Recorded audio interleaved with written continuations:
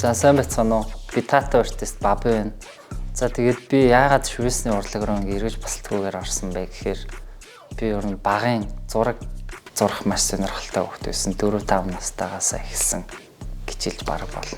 Ер нь ингээд хичээлж бараг хийхгүй хойно ингээд зураг зураа сууж идэх хөвгт байсан. За тэгээд би 2016 онд яг шивэсний машин гэдэг зүйлтэй анх танилцаад за YouTube-ээс ингээд бичлэг үзэж агаад яаж ухсарч юм бол хүний арьс руу ингээд яаж хийх юм бол гэдэг зүйлийг ер нь YouTube харж хамгийн анх тэгж эхэлжсэн. Барилгын архитектор мэргэжлэр сурч ирсэн. За тэр маань шивэсэнд маш том давуу тал өгсөн гэж боддог. Ингээд шивэсний зохиомж хэлбэр бүх юм ингээд зөв гаргахад энэ сурч ирсэн мэргэжил маань маш том төлөвч болсон юм уу гэж бас боддог. 2018 оноос яг өөрийнхөө шивэсний студийг нээгээд ингээд шивэс рүү яг эргэж басалтгүйгээр орж илаа.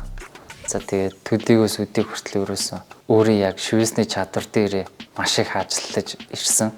Дараагийн төвшөнд бас хүрэхэд минь манай Астто Зориг ах маань маш их тусалсан.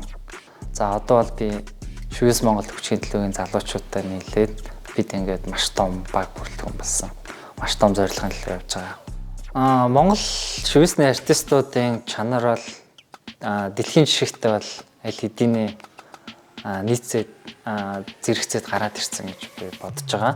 За тэгээ миний цаашдын зорилго бол монголчуудаа шивэс гэдэг зүйлийг хамгийн ил тодор хүргэхийг зорж байгаа.